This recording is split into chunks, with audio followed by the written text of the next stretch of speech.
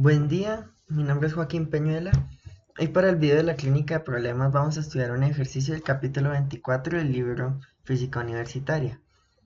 Este ejercicio permitirá practicar un poco mejor los conceptos de los capacitores. Entonces leámoslo. Este es el ejercicio 24.27 y dice: un capacitor tiene placas paralelas con vacío entre ellas, con área de placa igual a una separación X y cargas más Q y menos Q en las placas. El capacitor se desconecta de la fuente de carga, por lo que la carga en cada placa permanece fija. A. ¿Cuál es la energía total almacenada en el capacitor? B. Se separan las placas una distancia adicional de X. ¿Cuál es el cambio en la energía almacenada? C. Si F es la fuerza con la que las placas se atraen entre sí, entonces el cambio en la energía almacenada debe ser igual al trabajo, es decir, dW igual a F de X, realizado para separar las placas. Obtenga una expresión para F. Y D.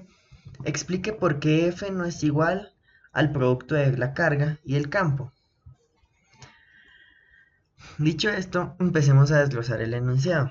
Inicialmente nos hablan del área de la placa, la cual tiene un valor de variable de A. Además de esto, también nos dicen que la separación entre las placas es X. Otra cosa importante de la que nos habla el enunciado es el valor de la carga de las placas del capacitor, ya que una tiene más Q y la otra menos Q. Además de esto, pues también nos dice que la carga permanece constante. Con esto en mente ya podemos proceder a intentar solucionarlo. Entonces, empecemos con el numeral A. Nos piden la energía total almacenada en el capacitor. Para esto recordemos que la energía está dada como el cociente entre el cuadrado de la carga y 2 veces la capacitancia. Ahora, ¿qué viene a ser lo que deberíamos recordar ahora? Pues la capacitancia para el caso de un capacitor con placas paralelas, la cual simplemente es epsilon 0 por el valor del área dividido en la distancia que la separa. Con estas dos ecuaciones en mente, podemos reemplazar el valor de la capacitancia en la ecuación de la energía total almacenada, por lo que encontramos que la energía almacenada viene a ser simplemente X por el valor de la carga al cuadrado dividido en 2 veces el producto de epsilon sub 0 y el área. Ahora analicemos el numeral B. En este caso nos preguntan el cambio en la energía si separamos un poco más las placas, una distancia adicional de X. Por lo que claramente pues X, ahora lo vamos a trabajar como X más de X.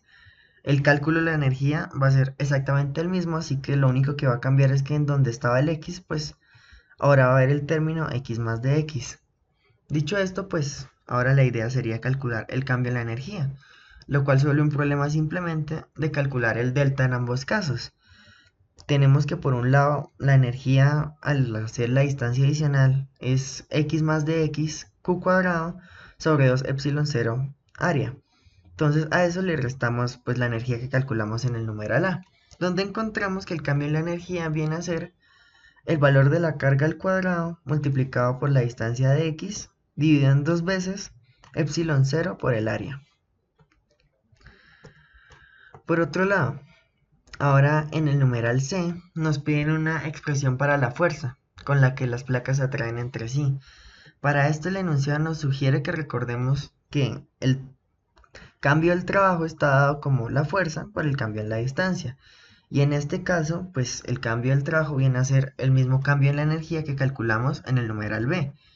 Así que con esta fórmula podemos comparar directamente, sabríamos que el cambio en la energía va a ser F por dx, por lo que claramente los términos que acompañan al a dx en la ecuación del cambio de la energía que calculamos en el numeral B van a ser los correspondientes a la fuerza. Es decir, que la fuerza sería F igual a la carga al cuadrado dividido en 2 veces epsilon 0 por el área. La cuestión viene a ser ahora en el numeral D, que nos preguntan que por qué esta F no es simplemente el producto de la carga de las placas por el campo. Entonces, para esto pues deberíamos recordar un poco cómo se calcula el campo eléctrico en el caso de dos placas paralelas.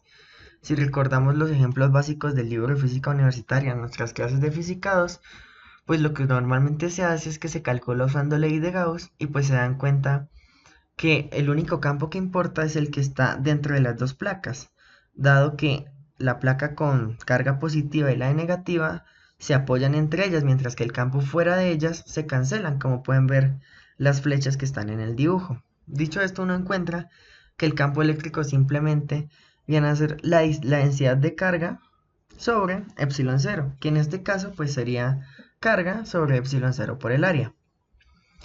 Claramente, si ahora multiplicamos este campo eléctrico por la carga, nos da es Q cuadrado sobre epsilon cero por el área, es decir, 2 veces la fuerza. Entonces, ¿qué sucede? La cuestión viene a ser aquí que si nosotros consideramos solo una placa, pues el campo eléctrico va a ser solo el que produce una, es decir, un medio del campo eléctrico que producen ambas, dado que se suman aquí de manera igual ambas. Por lo que sería Q sobre 2 veces epsilon por el área. Si nosotros usamos esto y ahora sí lo multiplicamos por la carga, efectivamente encontramos la misma fórmula de la fuerza. La razón era que para encontrar, pues como tal, la fuerza con la que las placas se atraen, si quisiéramos considerar el campo eléctrico, debemos tener en cuenta solo una placa en lugar de dos.